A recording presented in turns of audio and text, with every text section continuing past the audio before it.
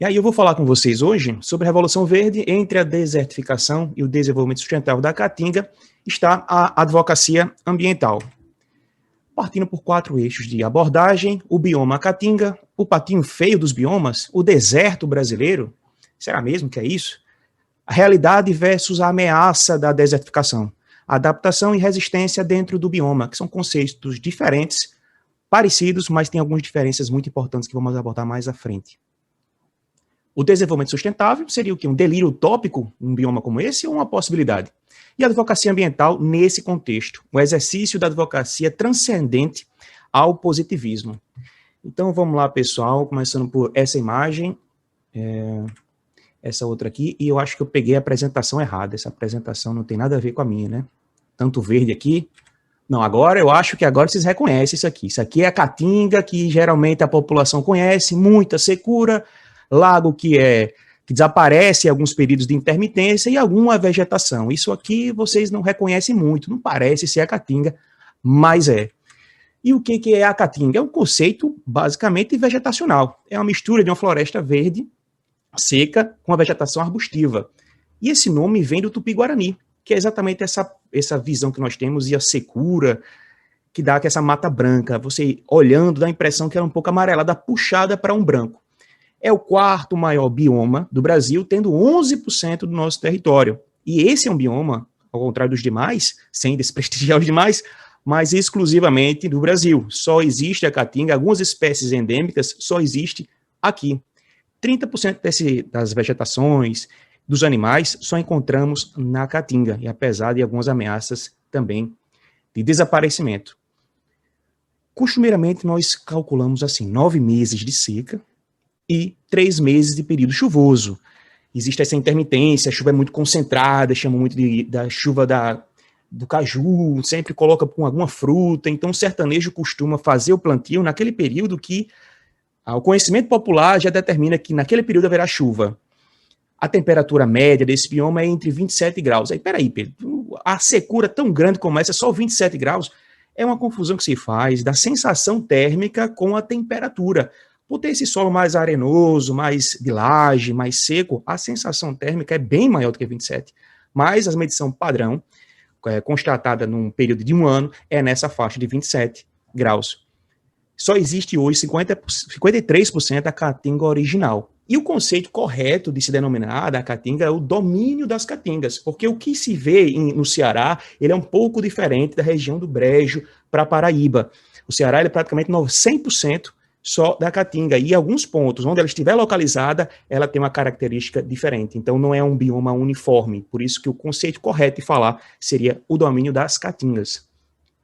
E esse bioma presta serviços ecossistêmicos espetaculares, além da riqueza de biodiversidade, que é o sequestro do carbono, manutenção do padrão regional do clima, a preservação do solo e água, é uma fonte primária também de recursos naturais para economias vulneráveis, porque pense só, professor Celso, um aumento de um gás de cozinha tem um impacto para a maioria das famílias. Economia média, classe alta, inclusive, reclama. Imagine isso para economias vulneráveis.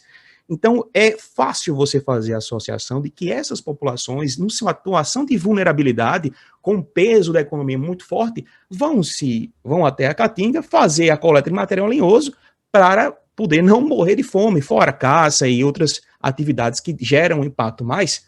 A Caatinga, por si só, ele tem recursos naturais valiosos que podem socorrer as populações mais vulneráveis.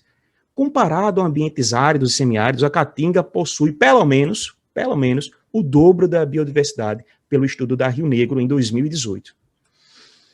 Só que nem tudo são flores. Como eu falei, existe essa ameaça da desertificação. E o que é desertificação? Vai ter camelo aqui, vai ter dromedário, vai ter sheik árabe? Não é. Desertificação é diferente. A desertificação, nesse conceito da Caatinga, é o empobrecimento e diminuição da umidade do solo.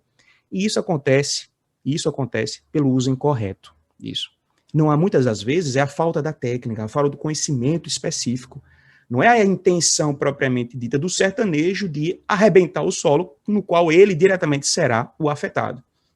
A extração de madeira e carvão também é muito comum, e aquele exemplo que eu utilizei, da cozinha a fogão a lenha. Quando o preço do gás sobe, é automático o impacto para as populações como essas vulneráveis.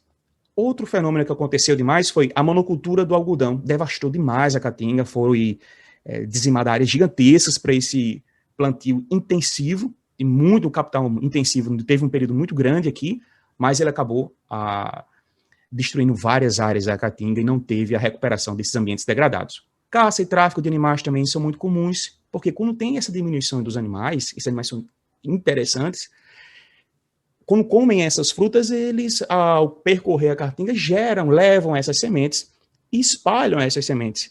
Quando existe uma diminuição através da caça predatória, e esses animais começam a diminuir, logicamente a vegetação é impactada também, porque o carreamento das sementes se dá pelo vento e também pelos animais. Mudança climática foi um outro aspecto que intensifica até hoje, obviamente, o fenômeno da desertificação. Afetou por quase 5 anos em sequência de maior intensidade entre 2013 e 2018, com pouquíssimas chuvas, que é um dos fenômenos que os senhores conhecem também, popular, é o El Niño. Um aumento do período de seca e redução do período de chuva. Então, geralmente, aqui são 9 meses secos e 3 meses com chuva. Quando o fenômeno do El Niño acontece, esse período de secura, ele é mais potencializado. Ele passa a ser 11 meses e pode chegar a anos sem uma chuva relativa. Apenas algo intermitente, sem capacidade de mudança relevante.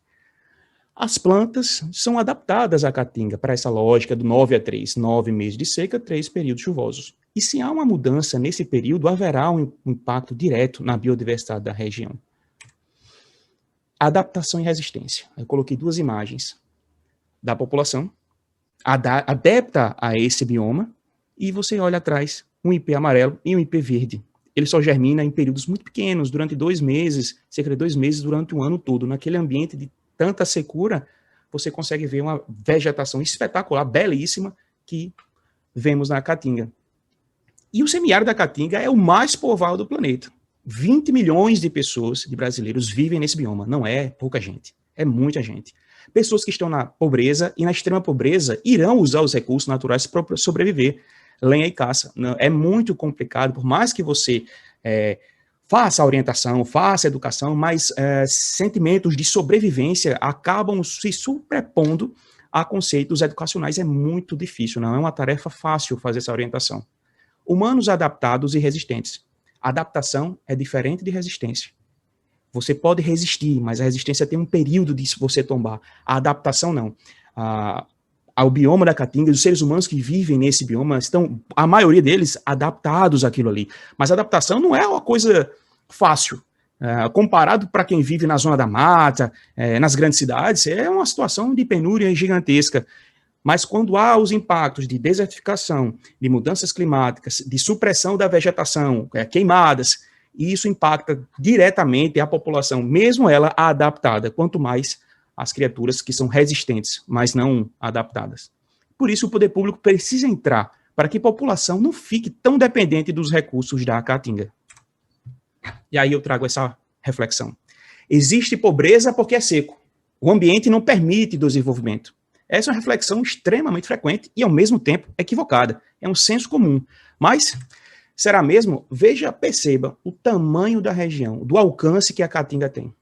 Ceará, 100%. Paraíba, 92%.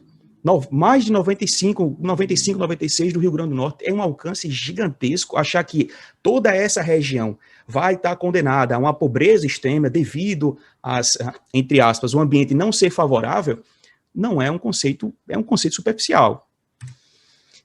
E eu trouxe 2 exemplos. Califórnia e Adelaide.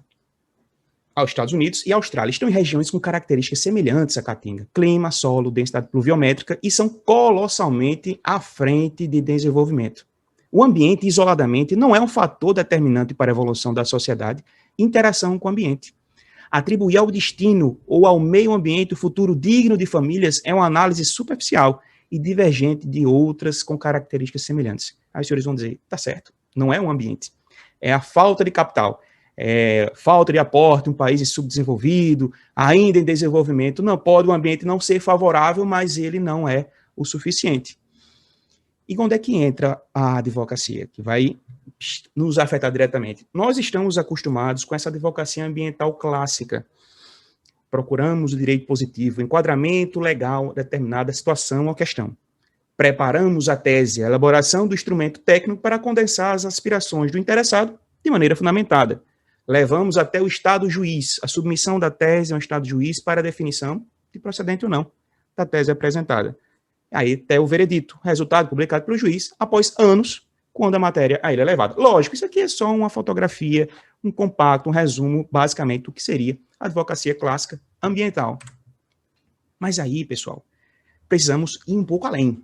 Um pouco, muito além. A advocacia contextualizada nesse cenário precisa transcender esse aspecto do positivismo. O direito como ciência humana.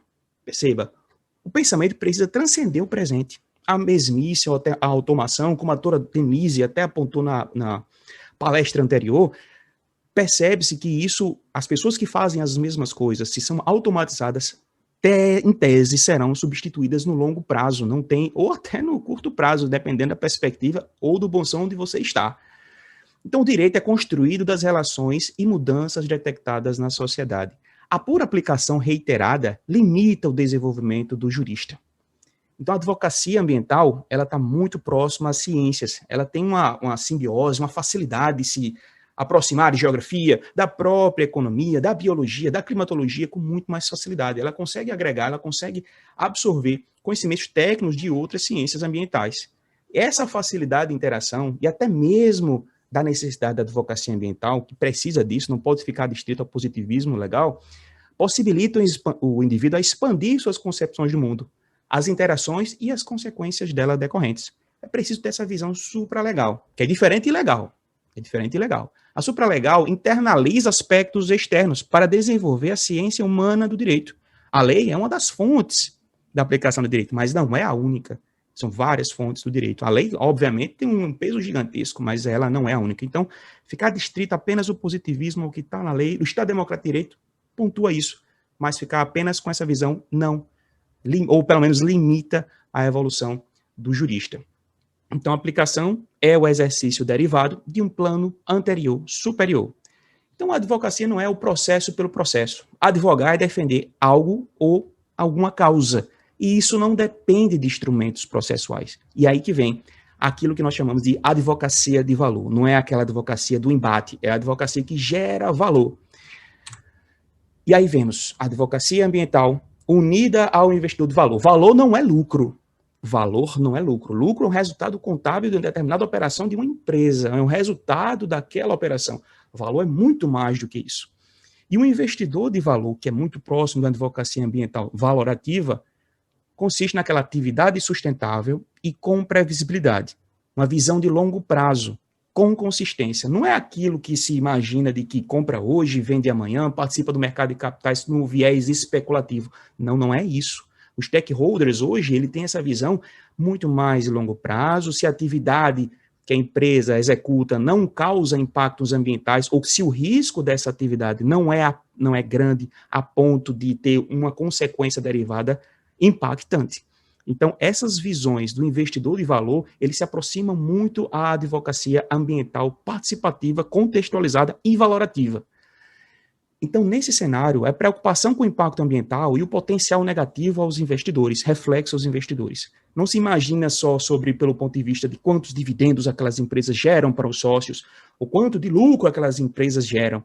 Não é mais assim. Ou pelo menos a advocacia valorativa, os investidores de valor, de longo prazo, examinam outros aspectos. É o que costumeiramente se analisa ou se enxerga aqueles conceitos de ESG. Tem muita enganação nos conceitos de ESG. Lógico que tem algumas enganações, porque é algo que está, pelo menos agora, no mercado de capitais, principalmente no Brasil também, se consolidando. Lógico que vão ter aproveitadores nesse caminho, mas são conceitos bem definidos, já de pelo menos de 94, que vão ganhando mais espaço. Então, no começo, apesar de ter algumas turbulências, mas são contextos que começam a ser internalizados nos resultados das empresas. Inclusive, esse último da Petrobras, publicado há pouco mais de 15 dias, 20 dias, as primeiras páginas falam sobre ESG, não é o lucro pelo lucro, e olha, estamos falando de bilhões de reais.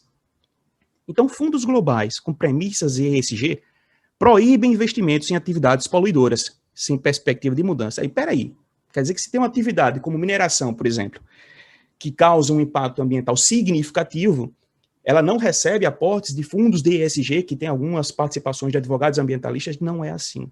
Se aquelas atividades que causam impacto começam a reportar mudanças na sua cadeia produtiva, ou pelo menos para minimizar ou compensar aqueles danos ambientais possivelmente causados, eles podem ser alvo de investimentos com as premissas ESG.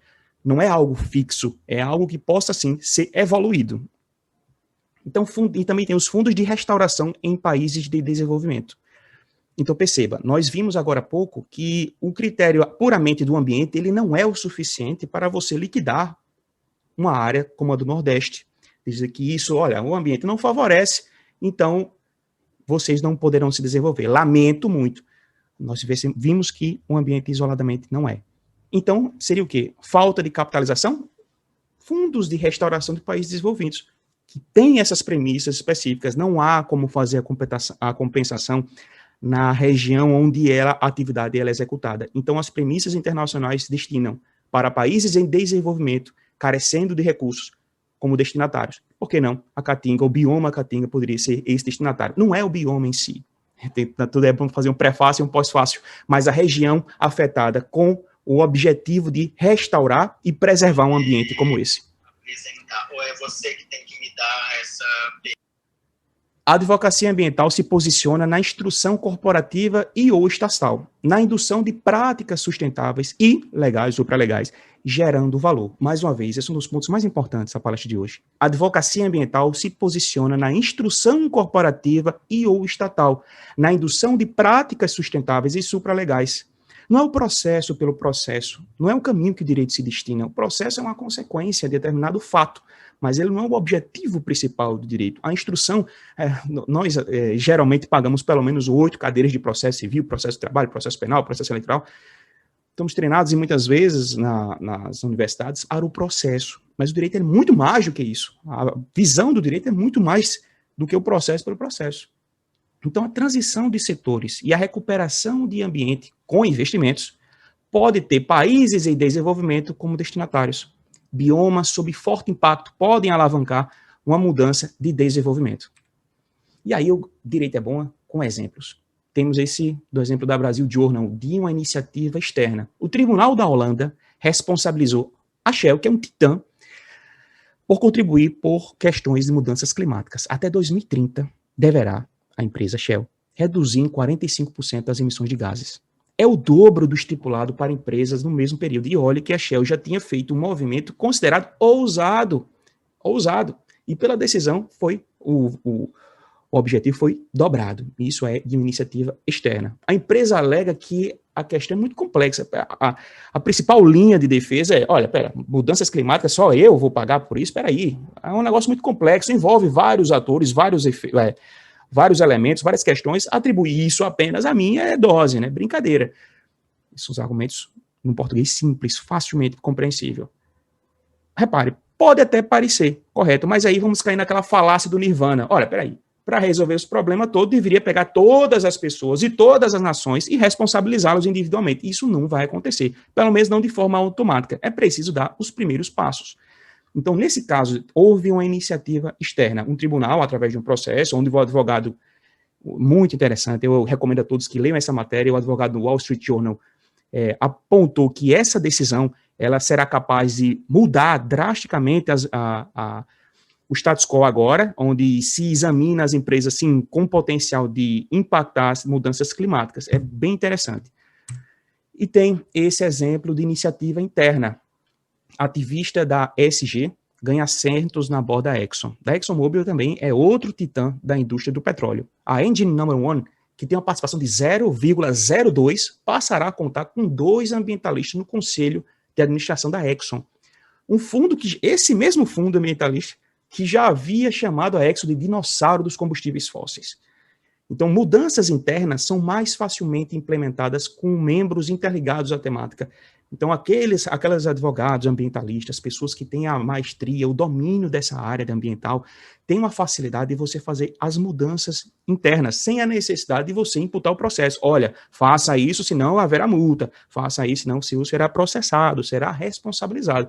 Não, essa visão começa a perder um pouco mais de espaço para essa advocacia de valor. Na advocacia de valor, você começa a fazer a instrução trazendo bônus, benefícios, não encargos, não punições, não ameaça, não é o direito do medo, é o direito de valor. E aí, podemos ter, quem sabe, num futuro breve, penso eu, uma revolução verde. Se as premissas globais cada vez mais responsabilizam setores e segmentos econômicos, direcionando para a recuperação de ambientes degradados ou carentes de capital, recuperação de ambientes degradados ou carentes de capital para o desenvolvimento, este pode ser um ponto de revolução do cenário atual. Para que isso possa acontecer, é fundamental advogar a ideia. O exercício pleno da advocacia engloba questões humanísticas e especialmente as ambientais. Abraça aspectos multissetoriais e científicos, não se restringindo ao positivismo. A advocacia pode ser a chave de instrução qualificada no ambiente corporativo e estatal, capaz de revolucionar positivamente o panorama atual. E aí eu trago, para arrematar, mais uma vez esse slide. Existe pobreza porque é seco? O ambiente não permite o desenvolvimento? Essa é a reflexão comum e equivocada. Senso comum? Será mesmo? Precisamos refletir e evoluir. Então é isso, pessoal. Eu aproveitei da melhor forma possível o tempo. Alguns pontos dessa palestra sozinhas já dariam uma apresentação individual, um aprofundamento melhor. Mas eu fico à disposição, agradeço mais uma vez o espaço, cumprimentando o professor Celso Fiorilo e a doutora Ana Carolina Bachet pelo espaço e parabenizar pelo evento de excelente qualidade. Obrigado. Agradecemos a importante palestra do Dr. Pedro Nóbrega.